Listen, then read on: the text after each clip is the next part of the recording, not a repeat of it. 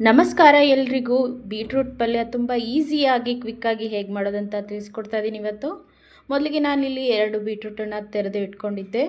ಇವಾಗ ಒಂದು ಬಾಣಲಿನ ಕಾಯಕ್ಕೆ ಇಟ್ಕೊಂಡಿದ್ದೀನಿ. ಒಂದು 2 ಸ್ಪೂನಷ್ಟು ಆಯಿಲನ್ನು ಹಾಕಿ ಇವಾಗ ಕಾದಿರೋ ಎಣ್ಣೆಗೆ ಸ್ವಲ್ಪ ಜೀರಿಗೆ ಸಾಸಿವೆನ ಹಾಕ್ಕೊಳ್ಬೇಕು. ಜೀರಿಗೆ ಸಾಸಿವೆ ಎಲ್ಲ ಚಟಪಟ ಆದಮೇಲೆ ಸ್ವಲ್ಪ ಕಡಲೆಬೇಳೆ ಉದ್ದಿನಬೇಳೆ ಹಾಕ್ಕೊಳ್ತಾ ಇದ್ದೀನಿ, ಒಂದು ಅರ್ಧ ಸ್ಪೂನಷ್ಟು. ಇವಾಗ ನೋಡಿ, ಒಂದು ಈರುಳ್ಳಿನ ಚಿಕ್ಕ ಚಿಕ್ಕದಾಗಿ ಕಟ್ ಮಾಡಿ ಹಾಕ್ಕೊಳ್ತಾ ಇದ್ದೀನಿ. ಇವಾಗ ಲೋ ಮೀಡಿಯಮ್ನಲ್ಲಿ ಸ್ವಲ್ಪ ಬ್ರೌನ್ ಕಲರ್ ಆಗೋವರೆಗೂ ಫ್ರೈ ಮಾಡ್ಕೋಬೇಕು.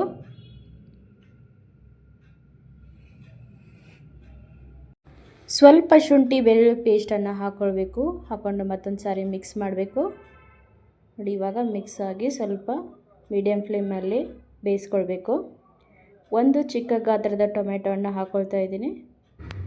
ಬೀಟ್ರೂಟ್ ಆರೋಗ್ಯ ದೃಷ್ಟಿಯಿಂದ ತುಂಬ ಒಳ್ಳೆಯದು. ಡೈಲಿ ಈ ಥರ ಬೀಟ್ರೂಟ್ ಪಲ್ಯನ ಸಿಂಪಲ್ಲಾಗಿ ಚಪಾತಿ ರೊಟ್ಟಿ ಜೊತೆಗೆ ಮಾಡ್ಕೊಂಡು ತಿಂತಾಯಿದ್ರೆ ಆರೋಗ್ಯಕ್ಕೆ ತುಂಬ ಒಳ್ಳೆಯದು. ನೋಡಿ, ಇವಾಗ ಬೀಟ್ರೂಟನ್ನು ಹಾಕ್ಕೊಂಡು ಚೆನ್ನಾಗಿ ಮಿಕ್ಸ್ ಮಾಡ್ಕೋಬೇಕು, ಹಸಿ ವಾಸನೆ ಹೋಗೋ ಥರ. ನಾನೊಂದು ಅರ್ಧ ಸ್ಪೂನಷ್ಟು ಖಾರ, ಒಂದು ಸ್ವಲ್ಪ ಅರಿಶಿಣದ ಪುಡಿ ಹಾಕ್ಕೊಂಡು ಮತ್ತೊಂದು ಸಾರಿ ಮಿಕ್ಸ್ ಮಾಡ್ತಾಯಿದ್ದೀನಿ. ರುಚಿಗೆ ತಕ್ಕಷ್ಟು ಉಪ್ಪನ್ನು ಹಾಕಿ ಮತ್ತೊಂದು ಸಾರಿ ಮಿಕ್ಸ್ ಮಾಡಿ ಇವಾಗ ಒಂದು ಸ್ವಲ್ಪ ನೀರು ಹಾಕ್ಕೊಂಡು ಮತ್ತೊಂದು ಸಾರಿ ಬಾಡಿಸ್ಕೊಳ್ಬೇಕು. 2 ನಿಮಿಷ ಈ ಥರ ಬೇಯಿಸ್ಕೊಂಡು ಸ್ವಲ್ಪ ತುರಿದಿರುವಂಥ ಕೊಬ್ಬರಿನ ಹಾಕ್ಕೊಂಡು ಮತ್ತೊಂದು ಸಾರಿ ಬೇಯಿಸ್ಕೊಂಡು 2 ನಿಮಿಷ ಬೇಯಿಸಿದ್ರೆ ರೆಡಿ ಆಗೋಯಿತು ಬೀಟ್ರೂಟ್ ಪಲ್ಯ. Thank you.